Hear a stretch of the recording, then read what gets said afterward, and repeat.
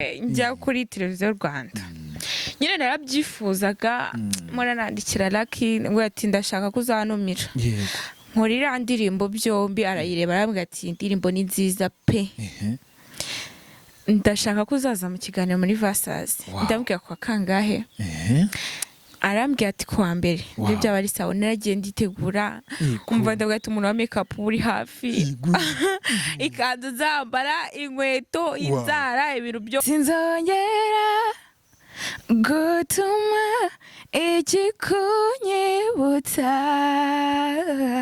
gihora waranegushe yama. Wow.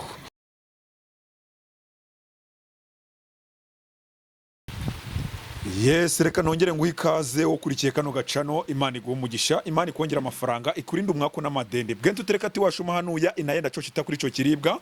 Ono musajya abaharabananga. Hano kuri kamera naki umutumirwa. Uraho neza? Muraho neza cyane. Nitwa Sikara ndamashimiye. Nitwa Sikara. Ndo muhanzi uko bibona. Ndo mukobwa ushima Imana cyane. Yego, wow. Kuko sirayishima. Ahubwo se ndinde wo kutayishima. Yagukoreye iki? Nta kintu itankoreye no kubungihumeka no kwera Imana. Uri umukire? Ya, ubukire bwa mbere ni ku mutima. Wow. Ubwo badafite imitima n'abakene. Cyane barakenye pe. Umuntu udafite umutima, umuntu ufite umutima mubi. Nawe umuntu ukenye cyane kuri iki. Hari abantu simuzanye bafite umutima mubi. Hoya nago njya menyana n'abantu bafite imitima mibi. Umenyana nabeza kuko nawe ufite umwiza. Yeah. Yes, mwamwumvise rero ni Sikara, murabizi ubusanzwe ngenda mbahindurira mbatumira ibyamamare, ariko nanjye umunsi ndi icyamamare nubwo nice nyuma ya kamera. Hanyuma rero hari abantu nifuje ko tuganira nabo uyu munsi. Nturakare muri ikigano cyacu kiba cyumutse gifite isuku kinaryoshye. Wire kuri hano ni mu rugo ni iwanyu ariko nawe ni iwacu. Sibyo? Of course. Hari abantu bakuzi nko mu buhanzi ariko nabwo turaganaho gatoya bimuziranye ngo twiganirire. Uyu munsi turacyakomeje naribi. Uyu munsi abantu bakuzi mu muziki nibe bintu ufatanya n'umuziki. Ibindi bintu ufatanya n'umuziki ni ubuzima busanzwe bwa buri muntu. So kuba ndi kumwe n'ababyeyi kubafasha ariko nta kandi kazi ufite ku ruhande. Yego. Ariko nabwo nkabonye bivuze ko nagakora. Ndi umuhanzi w'umushomeri. Yeah. Wow. Umuntu ukeneye kuguha akazi ariko ntabangamira impano yawe cyangwa se gahunda yawe cyangwa se inzozi zawe yaguha akazi. Ahubwo se wandangira. Jewe wakundi kurangira ntabwo wakemera. Nakameze gute? Nakugwanika amapoto. Ya ibintu by'amapoto wapi naga ari ibintu byanjye ariko nyine umuntu uzikafite akazi mubona nakora murabona ndi umukobwa ushima Imana umeze neza. Wakora mu kabari? Sakazi? Yego. Nakazi kuri ko kamfasha kujya kwishyura audio y'indirimbo. Yego. Kamfasha kwishyura video y'indirimbo so nyine ikintu cyose cyagufasha kwishyura ikindi kintu ukeneye wagikora. Ndaguza n'umukire wanjye mfite umukire witwa Fisi ni umukire wa B1 Gin ikinyobwa cyoje ubuziranenge muri Rwanda. Mfite n'undi bita Ezekiel ni nawe nyiri company yitwa IEM Rwanda. Shani habura uguha akazi. Umva ahubwo muze nabuma kanimero. Ndaza kuyiguha. Ikibazo ushobora gusanga nk'akazi wenda ukeneye n'amafaranga ushaka batabona yo kuguhemba. Iyo bumva ngo none ngo ndi umuhanzi ngo mpakazi nzajya nkoresha indirimbo mpakazi kazajya kankora video kankorere audio hahita gutinya mani. Oya nta mpamvu yo kuninya kubera ko urumva iyo umuntu akeneye amafaranga nyine uhera kuri makeya ntabwo ushobora kuyasuzugura. Amafaranga nyine aragenda agwira makeya nyine ugakora ntago ari kimwe nuko waba wicaye nta kintu urimo gukora. Ntabwo abandi babangamiye no kuva iwabo kwishiga none ushaka kuva iwanyu ugiye ku kazi. Oya ngewe akazi niko kari imbere kubera ko nyine kwishyura umuproducer umudirector iburi kintu cyose nyine. Ese urabizi ko nanjye ndi umudirector mwiza. Oh really? Nakubwira ko indirimbo zigera kuri 2 nakoze. Akoze zendirimbo rero kagira inkuru bambwira. Oya ntago ari izanjye usubize ko umudirector se nyine bari y'umuhanzi. Nakoze indirimbo yitwa Imena, nkora indirimbo yitwa Together ya Keria. Keria uramuzi? Keria waririmba nyine bibaho ukanyibira umutima. Niriya yakoranye na Rine Sano ni nanjye waziderekenze. Ujye ureba indirimbo irangiye bandika ati director by Mavet. Hari abantu benshi batabizi n'amafilme nanjye mu makazi ngiye rero nkwemereye support yo kurya directinga ku buntu ndetse nkishyura n'ibyo baririye kuri twikomereze, imvura yari ituvundiye ariko natwe turayivundiye. Sikara, we ukunda kwibagirwa? oya Twari tugeze he? ni wowe uhibuka. Ariko twari tutangiye kuvuga uri kumbaza nimero ngo umpe amafaranga. So twari tugeze. Oya nta mafaranga arakwemereye. None se kutangiye kumakanya uvuze ko ngo uvuga hano twari tugeze. Ni wowe uhibuka. Twari tutangiye kubabwira ati akazi, baduha akazi n'iki n'iki, tubona amafaranga ukoresha izindi ndirimbo. Ufite indirimbo nshyashya? Ego. Iri muri studio wayikuyeyo? Nayikuye muri studio. Yitwa ngwite? Yitwa Akaniga. Akaniga. Yeah. Akantu bambara mu ijosi cyangwa indiga w'umuniga? Hari ako bambara mu ijosi? Akaniga, ati nambaye akaniga. Ati ndakugurira akaniga. Urumva ko wabihinduye ukuntu bivugwa, uri bumva ngo akaniga. Akaniga. Ariko ngiye nakubwiye ngo akaniga. Akaniga. Ukigize kinini? Ikiniga. Ugize uruntu? Uruniga. Ni umuniga w'umuntu kugira ngo babyumve neza. Yego. Dukubitiro ka kapera twagiye. Urumva ariyo ndirimbo naheraho? Impamvu nshaka kugira ngo ugire nuko ngira ikibazo cyo kwibagirwa. Gakubite noneho kugira ngo nk'abantu bahita bajya kwiraba mbere yuko dusoza n'ikiganiro. So usaba producer? Yego. Oya ntago ndaprodinga. Audio ntawe uzi ko bazaporodinga?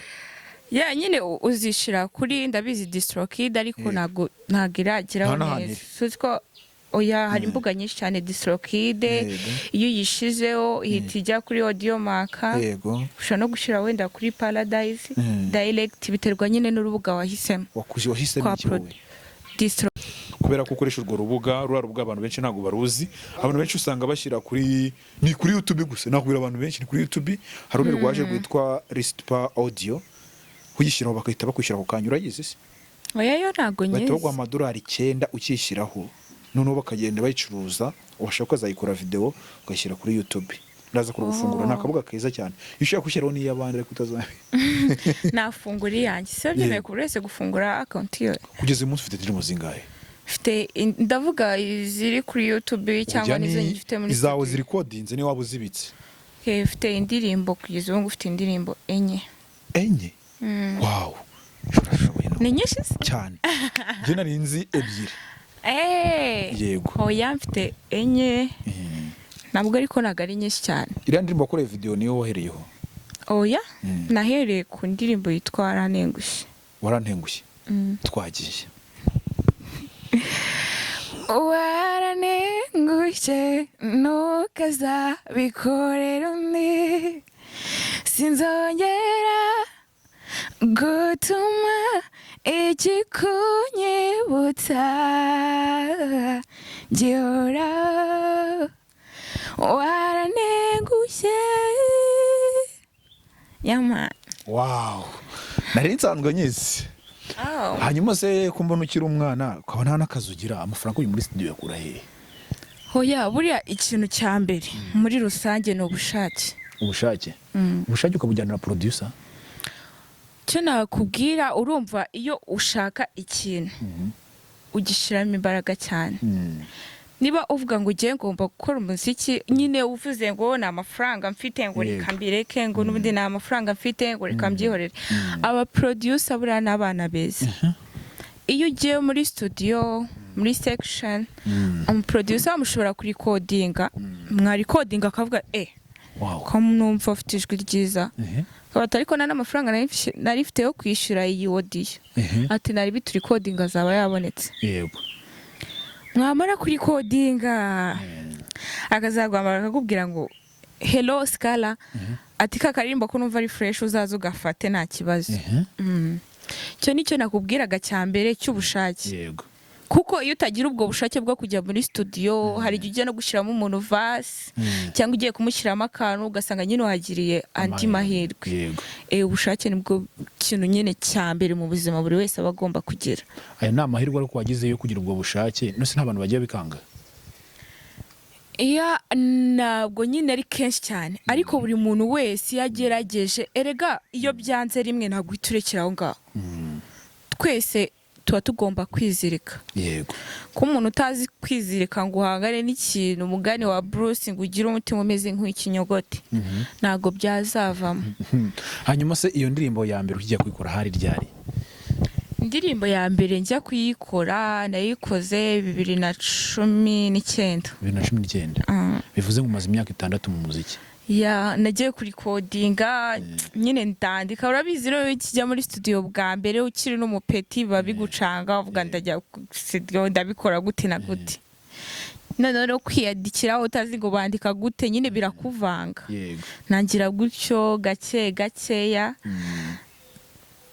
Kugeza na n'izi saa nyine ndacyakora. Yego. Indirimbo ya kabiri ni wakoreye video? Indirimbo ya kabiri umuntu wankoreye video ni Big Deal. Big Deal. Amafaranga wari uyafite? Kuko ntabwo wambwira ngo wajya guseka kuri producer ukajya no kuri nuza. Aya ikinira kubwiye cya mbere n'ubushake. Ujye kumenya ko na video ari ubushake? None se niki? Erega reka nkubwire amafaranga ni meza kuba uyafite. Uziko nari amafaranga uyafite udafite ubushake se nta kintu wakora. Hanyuma se n'ubushake burabwishyura inzura? Ntabwo igo gwenda nyine nago twavuga ko ubwo bushake uzagenda ukabwira nyiri byondo ngo nese ko ufite ubushake bwo kwishyura iyi nzu ngo nayishyura. Ariko kubera ko utekereza ko nzishyura iyi nzu amezi 2 uravuga ati amafaranga ngomba kuyakura he, ngomba kuyashaka ntabwo nasinzira. Nicyo rero nagusobanuraga muri ibyo byose akantu ko ubushake urumva ko kagarukamo cyane. Ako ntabwo wambwira ko wakoze audio na video ukambwira ngo byose byari ubushake. Oya. Wenda nyine video ibitandukanye na audio.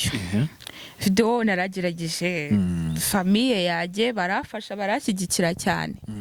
So nyine nanjye ngashiramo imbaraga nyinshi cyane nkabira icyo ariko ngabate wana ngomba gukora. Yego. Video ijya hanze? Ya video yagiye hanze imeze neza, muze kujya kuri YouTube yanjye muyirebe ni Scala Rwanda, kuri Instagram ni Scala Rwanda, Facebook, Audio Maka, TikTok. Ewana tumaje gucilenga nkabonera umufriend wa danje cyane ko nanjye ndi umuntu udakabye ibintu no kuri WhatsApp ngutamaka nimero. Wow. Anga ubivuze neza. Nese sibyo? Hari umuntu usigaye ntuma nimero z'abakobwa kama kuri nimero 2. Bazayame nanjye nyibahe nitwa Maveti. Hanyuma se uyu munsi ababyeyi bagushyikira, ufite ababyeyi bombi? Afite ababyeyi bombi mama na papa kandi ndabakunda cyane. Bajya bagushyigikira mu muziki wawe? Umva nibo bantu ba mbere. Yego. Mu buzima ko gwerye navukiye kugezana n'uyu munota ababyeyi banje nibo bantu bashyigikira cyane kurusha abandi bantu nahuye nabo mu buzima. Hanyuma iyo bagushyigikira mu buryo bw'amafaranga cyangwa ari muri bwa buryo bw'ubushake bwawe? Erega reka nkubwire wenda amafaranga nabwo n'uruhande rumwe turabigeraho. Buriya ngiye ikintu cya mbere nkunda mu buzima, iyo ukora ikintu umubyeyi wakakubwira ati urabizi umuziki biba bigoye, noneho na mbere hose urabizi ko ababyeyi byabaga bikaze, ariko umubyeyi akubwiye ati mwana wanjye bino bintu urabikunda, komereza aho ngaho nanjye ndagushyigikiye. Cyo nicyo kintu cya mbere buri muntu wese agakwiye gushimira umubyeyi we. Icya kabiri buri umubyeyi yakubwiye ati komereza aho ngaho n'amafaranga yagufasha. Ariko yakubwiye ati oya umuziki reka ntabwo byakunda ureke ujye kwiga amasomo bisanzwe ubeho nyine nk'umuntu usanzwe uzaba umubyeyi nyine nta bintu byo kujya muri showbiz, kuko ari ababyeyi batabikunda ko abana bajya mu itangazamakuru n'ibindi bintu byinshi cyane. Ero umubyeyi yagushyigikiye ewana n'amafaranga gutama. Yego. Hari abantu benshi babona abakobwa bari muri social media cyangwa se haba muziki haba muri filime ugasanga nk'abahungu babatereta cyangwa se abashiri babo barababuje ngo sinshaka kujya ku karubanda, sinshaka kujya mu muziki. Bigeze bikubaho? Njyewe nakubeshye Jesse uramutse uje uri nk'umuntu uje kunereta ukambwira ngo sishaka kujya muri social media mani warayitsanzemo. Wow, ari naho yakumenyeye? Ibaze wasanze ndi umusani sibyo? Nirwanaho nkajya muri studio nkararamo nkandika indirimbo nkavuga ati ngoma yanjye ngomba kuyisoza ngakora hit ball ya danje. Ukaza nyine uri umukapo nguje kunereta n'iki urumva? Ukambwira ngo Scala ngumva ngo nkubwire rero. Ngo ndashaka ibintu byo kuririmba ngo bibeho. Umva ndagusetse. Aramutse guhaye ibindi bikwinjiriza kurusha umuziki cyangwa se bituma ubikunda kurusha umuziki? Erega reka nkubwire. si ukuvuga ko tutari gukora ibindi bintu bitwinjiriza cyangwa nyine ibindi bintu bimeze ukundi kuntu, ariko banza njyewe unyumve. Buriya reka nkubwire man, umuniga naza kugutereta nyine tu akubwira ko agukunda, azana gusapotinge mu bintu ukora, agushyigikire. Yego. Kutumbwira ngo mve mu muziki se, ubundi si umuziki nakora, izo boro zinshizemo n'ubundi nabyo nabikora, niyo business nayikora. Ego umuziki ntago ari ikintu uzajyamo ngo uvuge ngo nicyo kintu ngumyemo gusa, ngo ngumije ngo kuririmba, ngo ndayabyishira muri studio ngo ndaremo. Naje nafata umwanya n'ibyo ushaka ko nakora nkabikora, nkajya no muri studio ku recording, kandi ibintu bikagenda neza. Kudambwiye ngo kuva mu muziki biragoye kabisa. Yego. Niki cyakumaza ubwoba ukavuga ati ngiyewe Sikara uyu munsi ngiyewe ngiye mu muziki? Nje nta kintu nta nubwo ariko nigeze ngira ubwoba mu buzima bwanjye, kuko ubundi si umuziki uratinyitse cyane. No cyane nje ni ikintu ntinya uyu munsi, wenda kugira ngo abantu batagira ubwoba nk'abantu badukurikiye, tugira audience nini y'abantu badukurikira. Ntabwo najya kuvuga ngo umuziki ngo ni ikintu ngo cyadanje ngo nguhabure, ariko ku cyanjye giti shani bari ijwi ribi mfite sinzi, ariko ni ikintu mbona kigoye ukaje kuba wajya n'imbere y'abantu ukaririmba. Mu Misiri imbere ugiye kugenda ukubita ama stage atandukanye. Niba habaho ikintu ahubwo kiryoha n'umuziki. Yego. Buriya umva, niba habaho ikintu kiruhura n'umuziki. Yes. Niba habaho ikintu kimara agahinda n'umuziki. Yes. Umva buriya umuziki ntukagira ubwoba bwo kujyamo. Wenda just ushobora kuba ufite ijwi ribi, biragoye nyine. Hanyuma umuziki uruhura mu mutwe, umuziki umara agahinda. Wowe ugiyemo ufite ibyo byose, agahinda n'imiruho? Oya, njye ntabwo navukanye umuruho, nta n'agahinda navukanye. Yego. Njye navutse neza ku mezi 9. Yego. Navukiye muri famiye inkunda cyane. Yego. Inasenga cyane, ifite n'umugisha. Arewe. Wow. Cyo kintu cya mbere. So rero ko mumbona murabona ngiye mfite agahinda. Na muriye nakomeze neza. Hanyuma rero ngiye ubundi natangiye kugukunda kuri ya ndirimbo sinajya kujyanye kuri televiziyo Rwanda. Indirimbo yanjye kuri RTV ni indirimbo yitwa Byombi. Byombi sinayo kuri video se? Nakoreye video we. Niyo ngo irandirimbo niyo ndimo niyo wakoreye video mu ndirimbo zawe? Niyo nakoreye video, ntago ariyo nakoreye video ya mbere, ariko nyine niyo nakoreye video nyine isa neza. Ifite karite nyine ku rwego nk'urwo nyine video twifuza kuba wakora mu Rwanda, video isa neza. Yego. Ifite nyine karite ihagije. Ntabwo ndakubaza ngo baguciye intege kuko barantege, uyu munsi mugenda muganira ni nk'ibi bitekerezo ugenda ubumvana. Nje nta muntu uranca intege. Uravugisha ukuri? Nta muntu ugeze akubwira ngo bivemo? Hoya, ahubwo nk'ikintu wambwira bizakumarira iki? Nyine abantu batazi umuziki baravuga senga umuziki ngo kuwushoramo ngo amafaranga ngo ubona nyine bigoye. Yego. Ariko n'ubundi mani amafaranga uzayashore mu kintu ukunda, atari uko kigufitiye urumva profit ako kanya. Yego. Twebwe dushoramo amafaranga bitewe nuko tubikunda. Yes. Dutegura ubuzima bw'ejo bw'ahazaza. Ko nugakore n'umuziki uvuga ati ngiye no kwishimisha gusa. Yego. Katuri kuri ya ndirimbo yawe kugira ngo abantu bayumve neza, bakubitira kwa kapera. Naretse inkundo z'abaskama nawe katirijo shori zikumbuza. I feel you touch you baby go down. Take it easy mwana baby, easy masabi kurenge. Dari yosuku nabanana.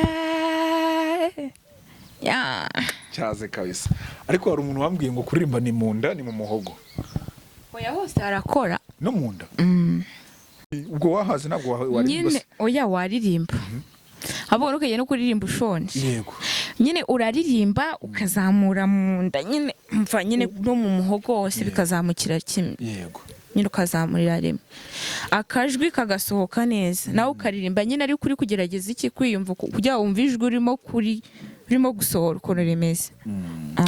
Ya mbere yuko tugana ku musozo ndagira nkubwire ngo ukeneye serivisi z'ubutaka, ukeneye ibibanza, ukeneye amazu meza cyangwa se ukeneye kugurisha ikibanza ariko udafite uburyo wabonamo umukiriya, IEM company, IEM Rwanda ni company igufasha kubona umukiriya cyangwa se ikagufasha kubona serivisi z'ubutaka, dukata ibibanza, dushyira imihanda mu bibanza.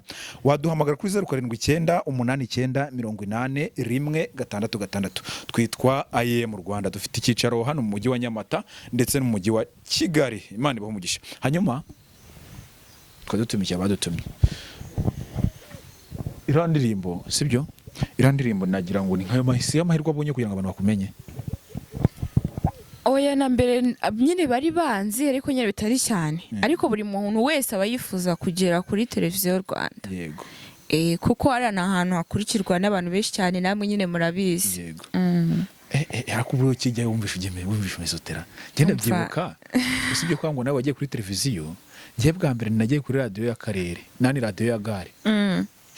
Natashye nambaye inkweto rumwe narucuritse ndiva nishimye. None abantu miye kuri radio y'akarere ka Musanze yitwa Energy Radio. Namaze iminsi 3 ntambara bogisa kubera kwishima. Yalla.